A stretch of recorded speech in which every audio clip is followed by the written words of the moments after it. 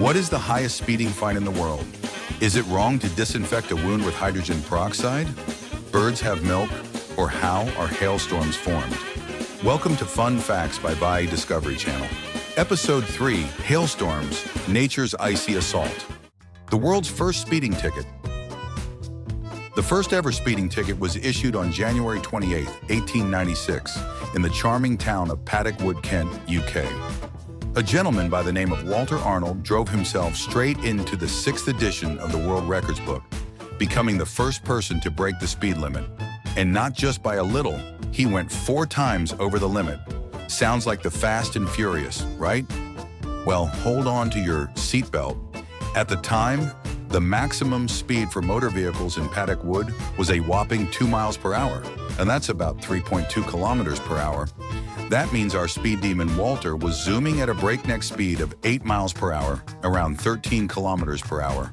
For context, that's about the pace of an amateur cyclist. And to make it even funnier, the police officer in charge of traffic enforcement couldn't pedal his bike fast enough to catch up with Walter.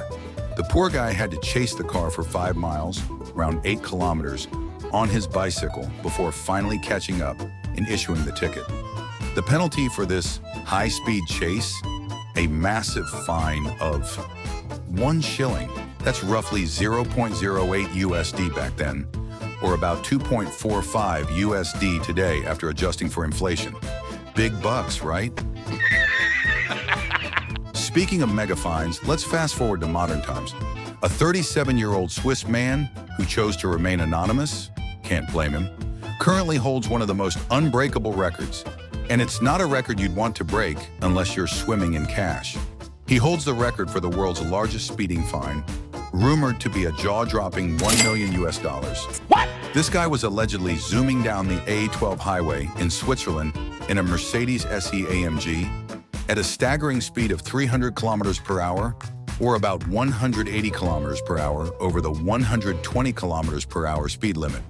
According to one officer, it took about half a kilometer to finally bring the car to a stop. Damn! Why such a colossal fine, you ask? In Switzerland, speeding fines aren't just based on how fast you're going, they're also tied to how wealthy you are. So if you're dreaming of breaking this record, you better be filthy rich.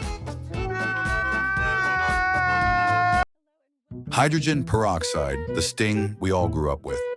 Hydrogen peroxide is a common disinfectant, meaning you can grab it at any pharmacy.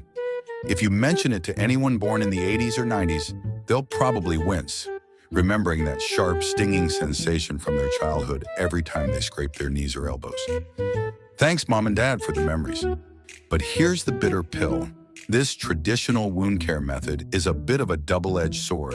Sure, hydrogen peroxide can kill bacteria, but it also takes down healthy cells that are busy trying to heal your wound. Yikes! Let's break it down. Hydrogen peroxide's chemical formula is H2O2, meaning it's basically water with an unstable extra oxygen atom. Because of this weak bond, it breaks easily, releasing water and oxygen gas. Now, when you pour it on a wound, a handy enzyme called catalase comes into play. Catalase is everywhere, in plants, animals, and even bacteria. It's like the rock star of enzymes, capable of breaking down millions of hydrogen peroxide molecules every second. That's why you see all those bubbles when you apply it to a wound or dirty surface.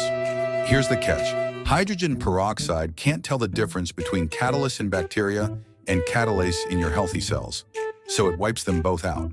This slows down healing and raises the risk of scarring. Not exactly what you want. So, what's the alternative? Plain old clean water, mild soap, or saline solution. They won't bubble up dramatically, but they'll help you heal without the unnecessary side effects. The Great Beach Heist of 2008. In 2008, a beach in Jamaica called Coral Spring Beach was stolen. Yes, you read that right. And the culprit was never found.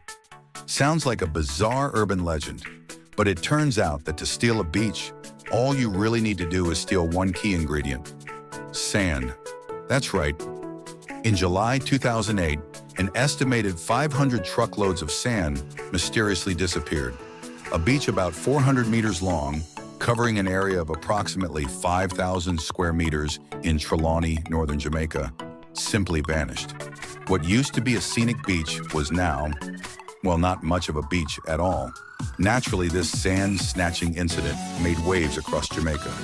Then Prime Minister Holness demanded an explanation for how an entire beach's worth of sand could just disappear into thin air. The police jumped into action, testing sand samples from nearby beaches in hopes of tracking down the missing grains. But after 3 months of investigation, no arrests were made, and no one had any idea where the sand had gone. All that was left was the memory of a beach that had mysteriously vanished. Bird's milk. That's right, birds can produce milk too. In fact, 3 types of birds are known to create milk-like substances to feed their young: pigeons, flamingos, and male emperor penguins. But here's the twist. Since birds don't have mammary glands, they don't produce milk in the same way that mammals do. Instead, bird milk is secreted from glands located along their throat and crop, a thin-walled pouch used to store and soften food before digestion. Because of its origin, this substance is called crop milk.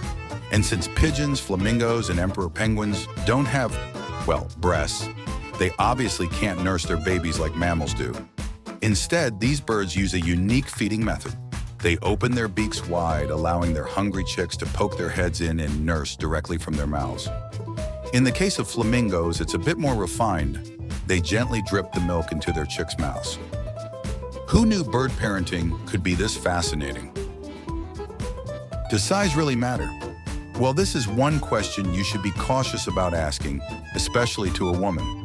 Depending on her sense of humor or level of innocence, you might get very different reactions and answers. But in the kitchen, especially when it comes to boiling eggs, size definitely matters. Here's the deal. While a regular chicken egg, weighing around 60 grams, takes about 10 to 15 minutes to fully boil, an ostrich egg is a whole different story.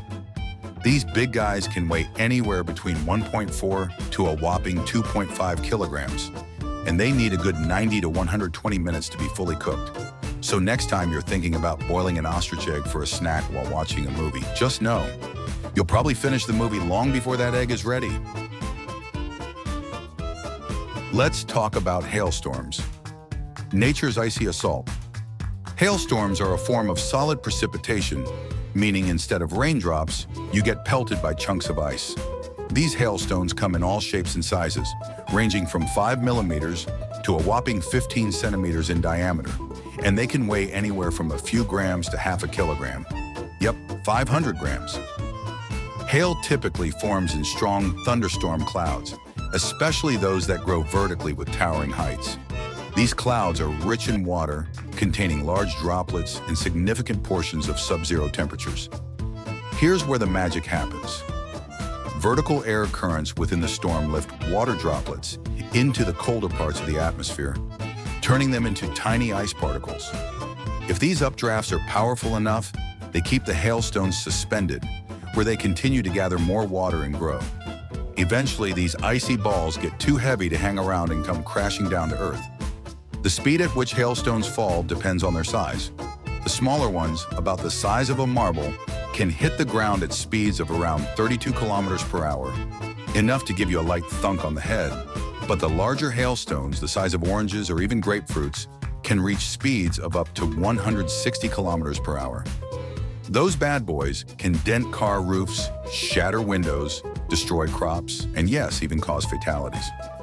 One of the most devastating hailstorms in recorded history took place on April 14th, 1986, in Gopalganj, Bangladesh.